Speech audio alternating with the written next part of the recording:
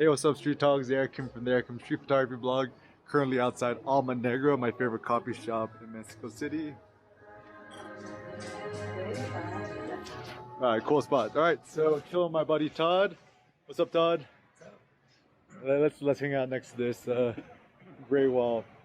So Todd's one of my best friends. He's been in Mexico forever now, and he's actually probably one of my best friends in terms of the art of traveling light. So, Todd, what did you bring with you on this trip, and where have you been thus far? So this trip, it's about 2 months, 2.5 months, and I have a 15-liter bag, my pack safe, and that's small. It's like smaller than most people's book bags or like, kids' school bag.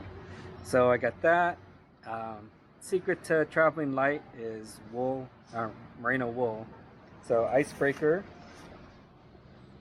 is my brand of choice. Icebreaker jacket, shirt, Yep. pants, socks, boxers. Nice. So they dry fast, they keep you warm, they keep you cool, they don't smell, so it kind of wicks all the moisture away somehow magically. And yeah, like your socks, it sounds bad, but you could wear them 3-4 days, 5 days, and they don't smell. It's just amazing. So, Todd, how long you been on the road now? So this trip from day after Christmas, so it's almost a month. I got another 6 weeks or so here in Mexico. Then I'll be heading to possibly New Orleans and then London, Italy, and some other places in Europe. So why do you like traveling so much, or why do you care to travel? Just to see different cultures, different food, and I actually find the U.S. kind of boring now. Why? Well, it's so familiar, I guess, and the value for your dollar is so much better in Mexico and Southeast Asia and Central and Eastern Europe. It's like, why spend $20 on a dinner when you can get something comparable for 5 to 10, or eat really, really fancy for $20? Like,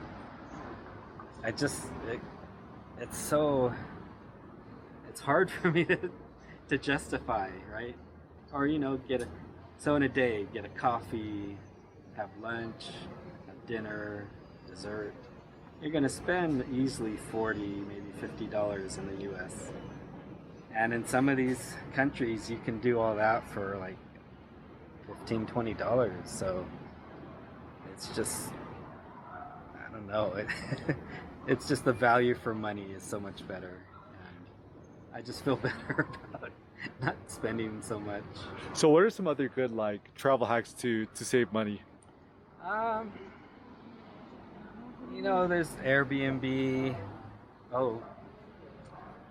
But some hotels are just as cheap.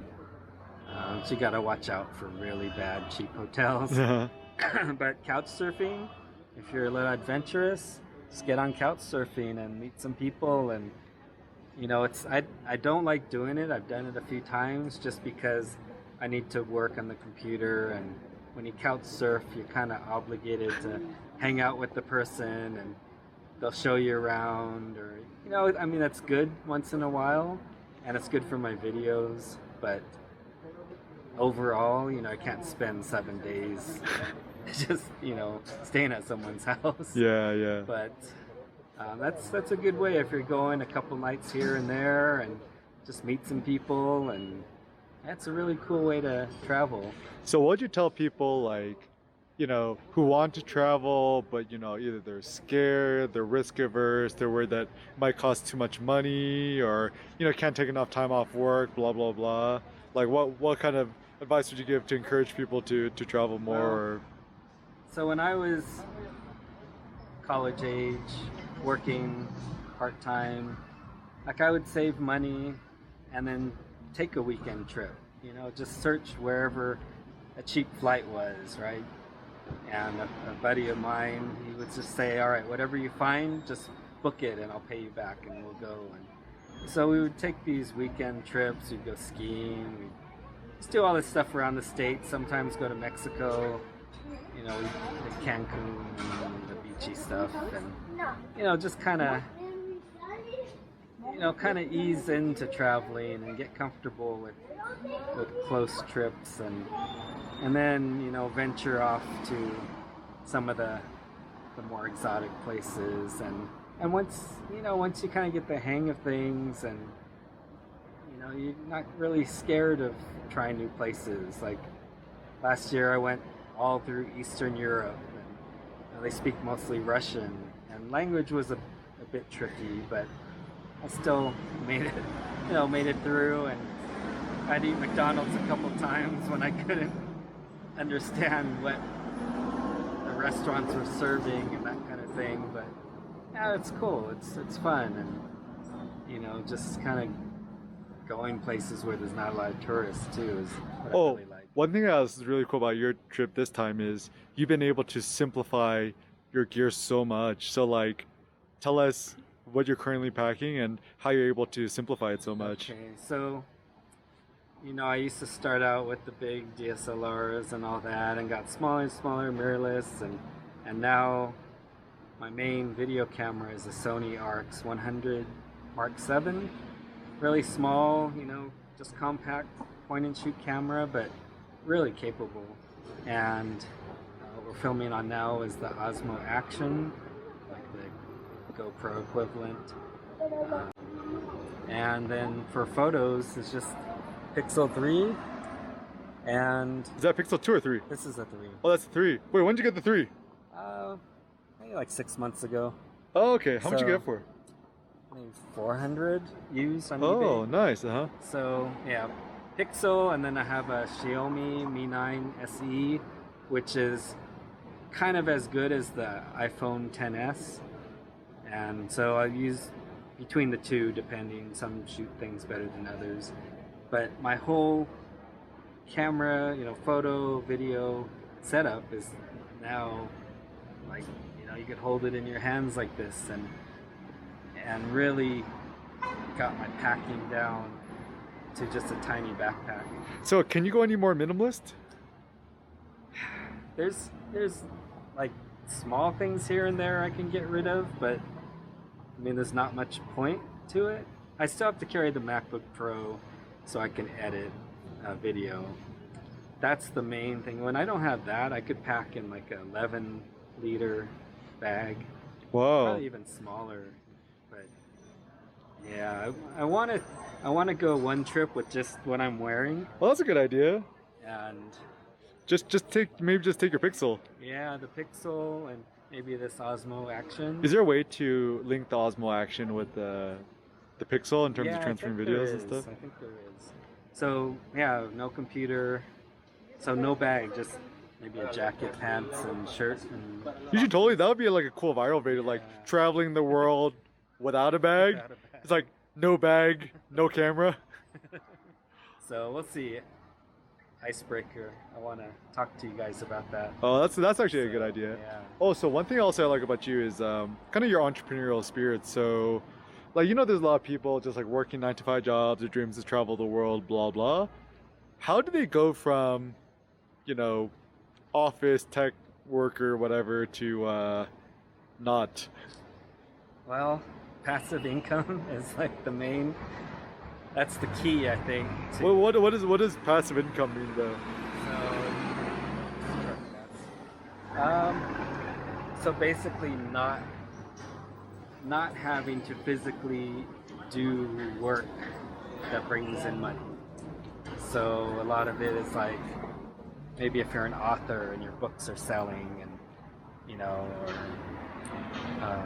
I do Amazon sales, so Amazon does all the shipping and fulfillment, and so I just right now I'm just making money as sales come in, so really frees up your day to not have to physically put in hours to make money.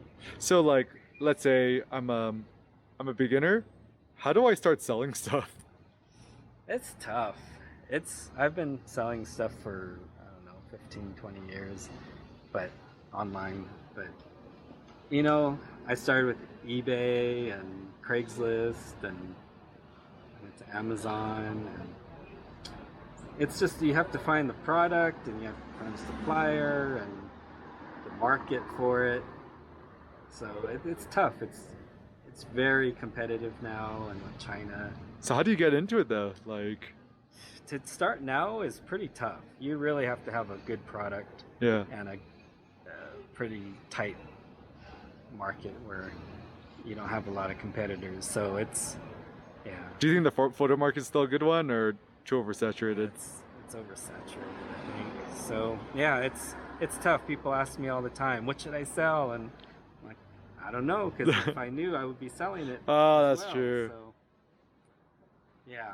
Well, that's interesting, because like I was reading a book, 0 to 1. Peter Thiel, the guy who co-founded PayPal, is like, the next Google won't be a search engine. The next Mark Zuckerberg is not going to make a Facebook. So it's really hard with entrepreneurship, because like the new market that hasn't been created yet or doesn't exist here, or the product hasn't been, it's like, of course, like no one knows what it is because it hasn't been made yet. Yeah. Even like when I started the whole street photography thing, right? It wasn't really a thing, right? Yeah. And so actually it's tough now, because like I think if people are getting into street photography today, like my sense now is that like, yeah, street photography just feels a little bit oversaturated now too. But when I started like a decade ago, it was like pretty open. So Yeah. the next generation of photography entrepreneurs got to figure out something new. But like maybe it's like no one knows what that is, right? Yeah, just do what you like and put it out there, and maybe it'll catch on. Who knows? You'll be one of the pioneers of that, that little niche market. It's so hard to jump into something that's already like peaked or almost peaking. Uh-huh. I mean, I've done that so many times in business. You jump in and then it lasts a little bit and then it's on the way down. And then So you need to jump into it before it's a thing. Yeah, before it's a or thing. you need to be like the pioneer in the You field. have to be the pioneer, which is, pretty impossible, but it Yeah. happens, right? Yeah. So just, you gotta be open to trying things. So Todd, where do people follow you? Check out all my socials are Todd Hata, How do you spell that? TODDHATA. And also, I'm starting a New Mexico destination blog, Todd's Mexico. So I'll show people how to travel around Mexico and just get the most for your money here. Sounds good. All right. Viva la Mexico. All right. Peace out.